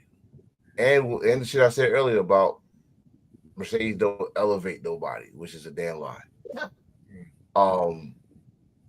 So when she did came out, which I don't understand why I only hear about Mercedes, they had Private Party there. Mm-hmm. Private Party was there right before the first admission. Why did he get pulled from that match? No, but Mercedes match. Did Mercedes say she want him not to call the match? I don't know. We'll find out later. He'll go ham on his Twitter. He's gonna be typing or he's gonna do on his podcast because y'all gonna keep bringing it up, so he'll get pissed him off. I don't know, and like you said earlier, Reese, I could care less. Was it a good time? Yes, it was. It's an awesome time. I don't care about no damn JD from New York. Let's talk about MM from Orlando, Florida. Mickey Mouse. I'd rather hear about him than JD. Fuck out of here. But yay! I don't got no beer. Yeah. Yes. And I like demons. Steve Austin, ladies and gentlemen. Yeah. Celebrating Austin 316. It is the 316 day. We treat it like it was an MLK day. Oh, hell yeah. Again, I just got home, so I did not know about this. So don't blame me. But hey, you know what? Fuck it. I got skulls. I got skulls. Hey, that counts. And I got middle fingers. Hey, was my fuck your If I could go celebrity death match, like Judge Mills Lane would say, God rest Mills, I'll allow it. There you go. All right. There we go. Yes, And We're strictly talking about by the way, Stone Cold. We're not talking about stunning Steve Austin. We're not talking about. God damn it. He was not we 316 kinda on that time, sir. Hey, can we at least talk about the Extreme Superstar? That was not 316, sir. I know, but it's still. Well, I guess 316 started Milwaukee, Wisconsin. In an event called King of the Ring, where this man beat an old ass, thought he was saved, Jake the Snake Roberts, and walked up the panel while Michael PSA, but he was named something else, gave the mic and said, "You won the King of the Ring. How you feel?" And the first thing he said was not Austin 316. He said, "Get that piece of shit out my ring." And give him a cheap bottle of Thunderbird. Thump your songs, thump your Bibles, and got you nowhere. Austin 316 just said, "I'll whoop your ass." And it was born. Black shirts everywhere Monday. You had Austin 316 shirts here. You had Austin 316 shirts at Walmart. That's the bottom line because Stone Cold said so. Yes. And everybody was, this dude represents everybody. All those that work for the 9 to 5 that got to deal with a piece of shit boss and think they safe from work. Do you know how many people in school I Stone Cold stunned? I stunned principals, damn it, and they get suspended, lucky. But I did. It's true. It's true. I think I had at least 10 Stone Cold shirts. My best one was the 11th Commandment, Austin 316, 11th Commandment, thou shalt whoop ass. Yes, that's my best one. At Stone Cold University. I love that one. But yeah, it was a game changer, bro. It was a game changer. And I gotta say this, like, as somebody who saw Steve from even back when he was in Global with the California stud Rod Price. Boy, we're really going back with this one. Yeah. Like, to see the evolution of Stone Cold Steve Austin, like how he became from Stunning Steve to the Hollywood Blondes, which, by the way, still mad at WCW for breaking him up to an extent, but to see him become the Extreme Superstar. And thank you, Paul, for all those promos that you allowed him to do there in ECW. Yeah, especially that one where he said, "Hey," when he looked at a woman and told him, "Hey, I can give you $5 or something like that." I was like, yeah. But if y'all know, you know. But and hell, to the fact that he even put over Mikey Whipwreck in November to Remember. Put over Mikey Whipwreck, put over Sandman. But to overcoming the Ringmaster, Lord knows who got that one. Oh God. But to see, and this, like I said, that if you know somebody's got talent, when you use your voice correctly, boom, you never know what you're going to do. And I know, like, a lot of people have been behind Steve Austin, not just the boys in the locker room, but also, like, fans were starting to get behind him, like, especially thanks to his ECW run. But it was just like, man, when you had that lightning in a bottle at King of the Ring in Milwaukee, and a city that, and like I said, a city that I call a wrestling rich city. Milwaukee? Oh yeah, man. It's like Milwaukee back in the day, like, had a lot of stuff happening. Especially at the old Mecca Arena. Yeah. Especially, yeah. Yeah. But man, when he uttered Austin 316 and you just heard that arena just pop right there, and then and that's the bottom line, because Stone Cold said so. It was like, yeah. Let's when you saw it was happening, We didn't know that what eventually became Stone Cold Steve Austin was going to happen. Let's add to that. Let's add to that because WWE was trying to keep this man a heel. Yep. They was trying every fucking trick to make him get booed, and we was not hearing it. This man, especially against Brett. Yeah. This man, Stone Cold stunned his, I guess his boss. Not even stunned. He called out Sergeant Slaughter. Yep. They made him commissioner. Yep. He called out. He fucking beat the shit. He broke into Brian Pillman's house. Yep. Austin Pillman's 316 gotta to meet Pillman 9mm. Yep. Come on. Like, this dude was on Livewire cursing a fucking storm. He was cursing out fans. Oh, and then you remember In Your House Mind Games, if you put the letter S in front of Hitman, you get my exact opinion of Bret Hart. My God. My God. You still cheered him. And let me tell you what really fucked y'all over. Y'all cheered, or say we all cheered him on Bret Hart's comeback match. Survivor Series in the Garden, which was a weird night for the get-go anyway. Yeah. But we cheered Austin for that night. After that, we didn't know it, but we looked at the double turn of a lifetime. WrestleMania 13, Austin, Hart, Ken Shamrock as a special guest referee. Chicago. There you go. That's a wrestling town. You understand me? That's the wrestling town. Yeah, It's another one. bullshit. That Midwest in general, like they got a lot of areas because they're Chicago, Minneapolis. Yeah. But Chicago always get the history shit. Like, New York get like the craziness shit, but Chicago always get the most historic shit. Yeah. And then they got the double turn. Then you got the rock that summer where you can feel the balance was changing a little bit. WCW was still on the rise. But you start watching Raw more, especially that Raw will start coming on at 9:00 instead of 8:00. Mm-hmm. It's calling 9:00 since Nitro started coming on at 7:57. Trying to take the 3 minute shit. And I was like, okay, that's weird. Whatever. Yeah. I'll tell you the biggest date that changed Stone Cold's career, even more so than King of the Ring, even more so than WrestleMania 13.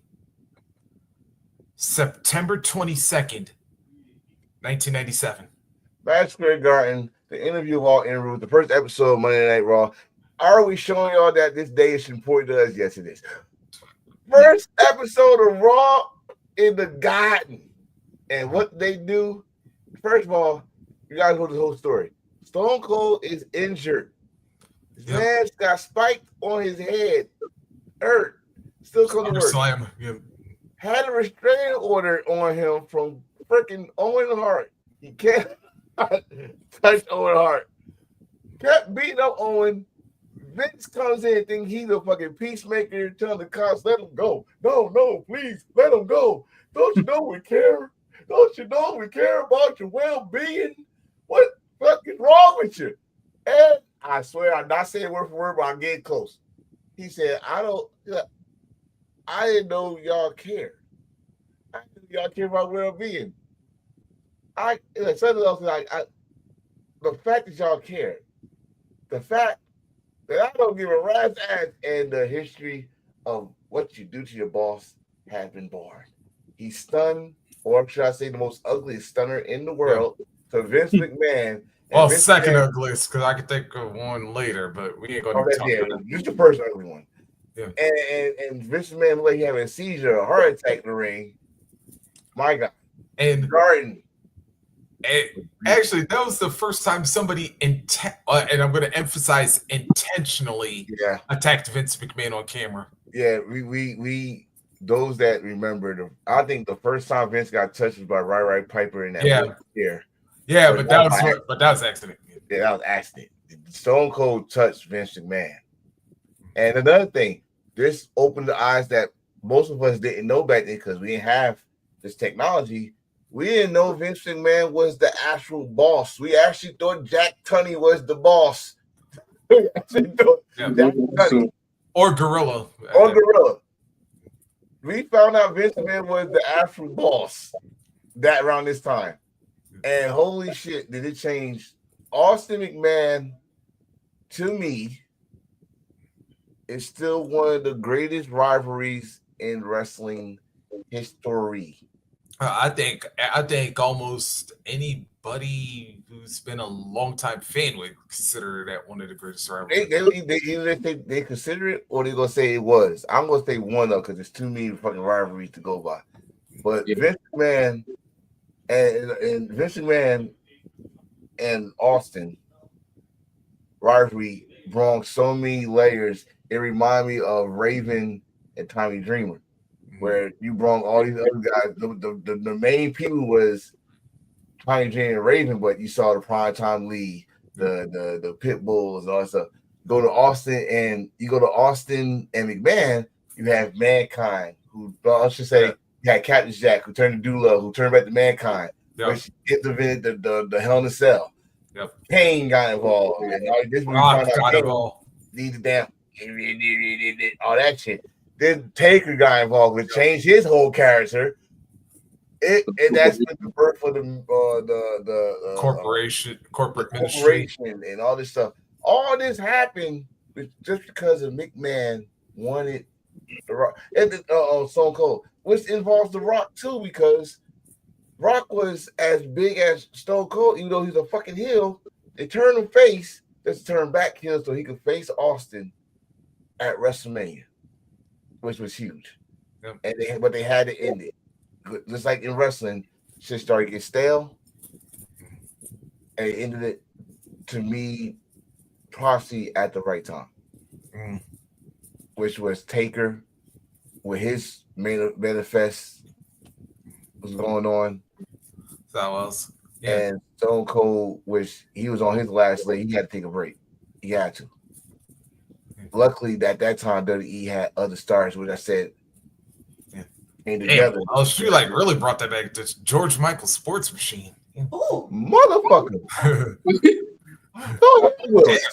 We always talk about George Michael Sports Machine around here. That's how I found out Hulk Hogan won the WCW title. But, you know, hey, we all didn't have cable around that time. You understand? Well, that was always popular, especially if you was like a Trenton, if you was on what was NBC's New York station? They come on at the NBC News at 11 o'clock. After that was a Sunday. It goes off 11:30. You hear that George Michael Sports Machine, and the video, the little tape thing go on, and bam. Yes, especially like I said, our age, damn it. But like I said, especially like if you had NBC New York, I think it was. Yes. Yep. Yes. I watch my food Lucha Japan, the AFN every afternoon. See, yes, that's right. That's right. You're a military. That's right. AF Air Force Network, baby. Save my life in 6 month cruise did. Caught up. How the fuck you watch wrestling overseas? AFN. I knew about Brock Lesnar when I came in. I was ready for him. Big vanilla gorilla. Yes, I was. But this is not about him. This is about Stone Cold. Yeah, Stone Cold. I like the story they did for him to get him off. So when he do come back, he be come back in a major story of who did it. But I did not like at first. I did not like they put words in his music. I like, what the fuck is this? I started like a year, like while I was going. And then two things I did not like about Austin 316. One, he went corporate. So you couldn't say Austin 316, sir, I whoop your ass. No, you said Austin 316, I kiss your ass. He went corporate. And then he started doing that. This is not fair to Stone Cold. Like, oh my God, this is not cool. This is not cool. Yeah. And the second thing is when he walked away. Yeah. I'm not gonna forget it. I understand why he did it now, but I still not gonna forget it. I don't think anybody could.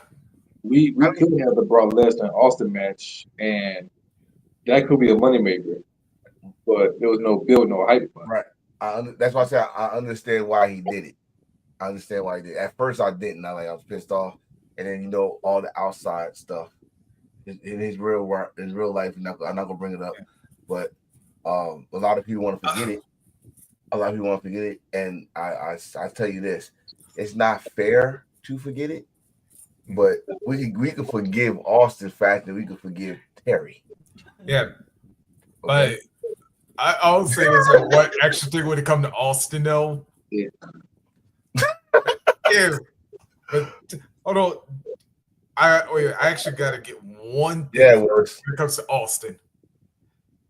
This man got a world record for probably operating more vehicles than Eric. I mean, he had that damn monster truck limo. He had the pickup truck, which, by the way, D'Lo is still filling that stunner from In Your House, the Generation X to this day. If we name all the shit he rode That or beer destroyed, Yeah. that's the whole podcast, bro. Oh yeah, the DX Express when he dropped that damn thing. And Oh. actually found out Austin almost killed himself during that. So, Oh God. and- He said it. He said if it got wheels, Yeah. he could drive it. yeah. Let's Ted. not forget Oh, the Survivor one that when he did destroyed the the show. forklift. Yeah.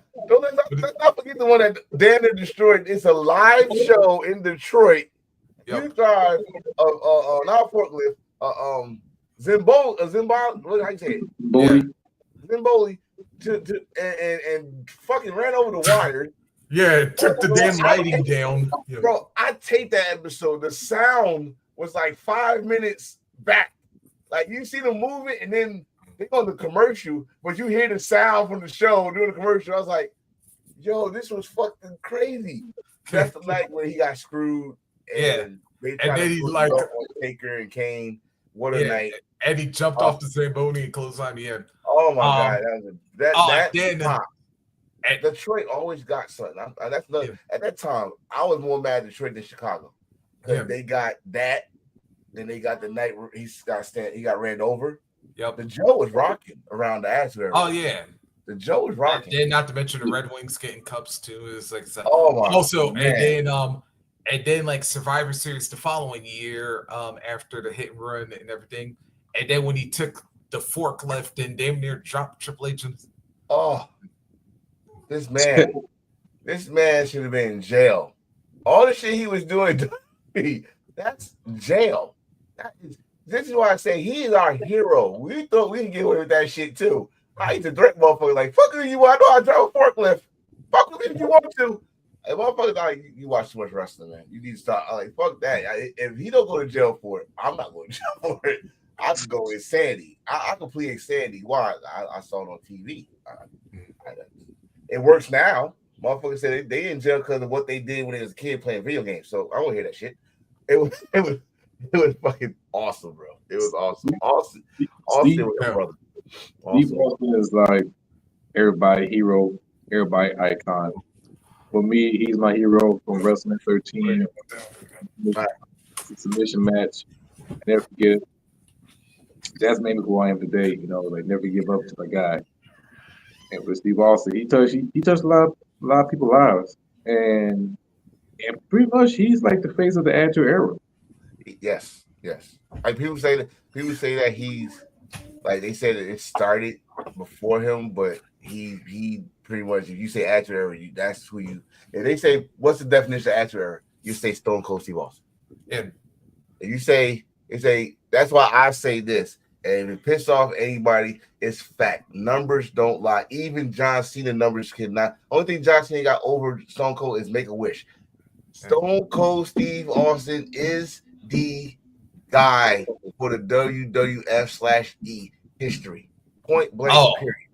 And matter of fact, I don't know if y'all mentioned it while I was gone, but let's also forget this dude created one of the most viral moments.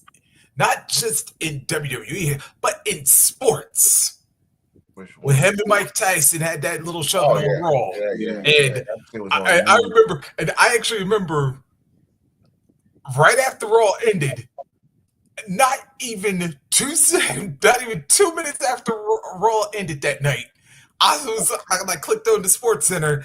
They were showing that damn clip of what happened. Hold on. Don't do it. Don't say it. I'm doing this for a reason. Damn. Don't say it. Don't say it. I'm doing this for a reason. Reese probably know because he wrote the episode. I did it. So I'm doing this for a reason. So it's ludicrous how what's those it's cold. Fucking push me and I'm not gonna teach nobody, you know what I'm saying? And then all my money fell out the fucking ring. And I was like, my money, calling me back, but they were calling for Cold Stone. I still in there, you know what I'm saying? That's Stone Cold. I did that because I want, Mike come after me. And I don't have the money that the other people had, so he might really knock me the fuck out. So but yeah, man, that was all over the place. Oh my god, that was on news everywhere. Oh, I like that was when he Stone Cold Trump. Or is that the other ugliest? Oh, if we look at ugly stuff, most of them was Vince McMahon and Trump. Yeah. The funniest one was him. The first funny one was him and Sergeant Slaughter. Sergeant Slaughter got stunned, did a front flip. Yeah. But I would say like this, like Austin Theory. That motherfucker. Yeah. And Santino. Yeah. That. Oh, and even Pat McAfee, even the one he gave McAfee too. And I was Pat McAfee. And he's still drinking the damn beer after he got the stuff. Pat McAfee, Pat Patterson, Sergeant Slaughter, Santino, Austin Theory, Scott Hall. Oh yeah, Scott. Yeah, we got. And by the way, Scott, I had to say this, like, my dude. I know people always praise Scott Hall for his brain, like when he wanted to when he wants to do the right things. And it's like, yo, the way he did that stunner, I was like, now I see why people always well, I already knew like a little bit, but that night I was like, yo, he took that stunner to a new level, man. Funny story, Willis. Funny story about that. He said Rock used to take some wild stunners. Yeah, he was trying to break. So he was trying to break Stone Cold's character. He's trying to break his character. Oh yeah, that's right. Yeah, and he said for every time, if you did like a really good set, you give him like a case of beer or something. Yeah, like that. if he stakes, sell it like that, he'll buy Stone Cold a case of beer. So and like Rock do shit on there in house shows, and then they're doing on TV. So he was trying, like the people's elbow. The people's elbow was to break Undertaker, and almost did. So they said you should do that on TV. That should be your signature, and that's why we got the people's elbow for the fucking life. For the life we got it. The stunner though, the first time Rock did that was WrestleMania 15. Yeah, he haven't stopped doing it ever since. Yep. And then they put it in video games. That means in the video game, when you take a stunner, everybody doing what Rock did. So, put your head between the arms here, put some stank on it, and bang! Got your ass through the break. Oh yeah, because I was trying to think when he did it when Rock was Intercontinental Champ, but I don't think he did like the crazy cells like till 15. No. When Rock was Rock used to just do it like that and stuff. But then he started going wild with it and just bouncing everywhere. Like, even JR was surprised. I never forget JR reaction. That's one hell of a stunner. Holy, like, he's going off. Not JR go off. So Stone Cold, we're talking about Stone Cold. This man was a pop culture hit. Y'all motherfuckers never pay attention to TV Guide until Stone Cold was the cover of TV Guide. Y'all never pay attention to MTV into Celebrity Deathmatch, and Stone Cold was on that shit. Stone Cold was on what's that cartoon? Deathmatch. No, not that one. It was a cartoon. And he was Gilbert. He was on that. So Stone Cold on Today shows. He was on Regis, and he was on one of the that was another bad stunner. But Stone Cold was he was on Weakest Link. Yeah. He was on Weakest Link, and he was not scared of that chick either. And Stone and let's not forget say About he's the the Smoker Squad title. when we say he's the face of the WWE, he couldn't do no wrong. Keyword, I think you just said it here. He did not tell Vince that he was going to change the WWE title. And that's when the Smoking Skull got invented. He didn't tell Vince he was going to do that shit. He said when he did the Stone Cold Stunner the night after WrestleMania to Vince and went to jail, he did the stun that. He said that big belt cut his chin. He said, we can't do this. I need another belt. And yeah, was he on? He was on Bernie Mac? Okay, cool. Yeah. So Stone Cold to me, and maybe to everybody else, was the biggest and still is number-wise biggest star out of WWE. And you, no one's gonna tell me no different. No one's gonna tell me Hulkamania put you in the promised land, but you got a man that saved the WWE from getting their ass whooped by WCW wrestling. They whooped WWE ass for 83 weeks. And what did Stone Cold do to save them from getting 84? He challenged Vince McMahon in Philadelphia, and Dude Love ruined it. Damn it. He ruined it. But that's what we got, Mr. McMahon, and the conspiracy theories. I loved it. I used to tape Monday Night Raw. Yeah. But when Stone Cold won the title, all the way to my birthday, I used to tape every episode. Mickey would tell you, I still had them. Yeah. We met. And that's why I did it. Stone Cold, Rock, Undertaker, Kane, Triple H, DX. Don't know what the hell they was going to do. Attitude was wild. And Stone Cold was ahead of the pack. So. And plus, one of the things is we always forgot was like Stone Cold could be one hell of a comedian too during this time because I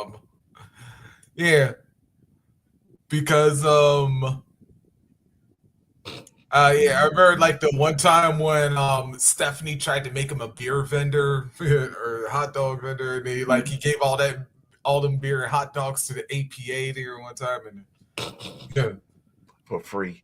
Yeah. No. Stone Cold, that funniest moment with Stone Cold, beating Vince McMahon ass in the hospital. Oh yeah. Page and Dr. Austin. Close second, Booker T getting his ass over the grocery. Matter of fact, I'm sad they closed that damn supermarket. That place should be a national landmark. That should have been it should have been like, and have old ass food in there too. There's like plastic anyway, at least. And this is where Stone Cold came out the refrigerator drinking milk and all that stuff. Pass on aisle 2. That dude was funny. That dude was funny. He was the best thing going. Yeah. We celebrating happy 316. Yep. And then what's another thing it is? God, even though I was kind of even though it was one of my favorite models of cars, when he did the cement in the Vince's Corvette and made them do that made my father so mad. Mm-hmm. That's the Corvette that, if you remember when Vince had surgery and he was going to trial, the newsman stopped him. That's the car he was in. So now he put the cement in there. Stone Cold, like I said, Stone Cold should have went to jail.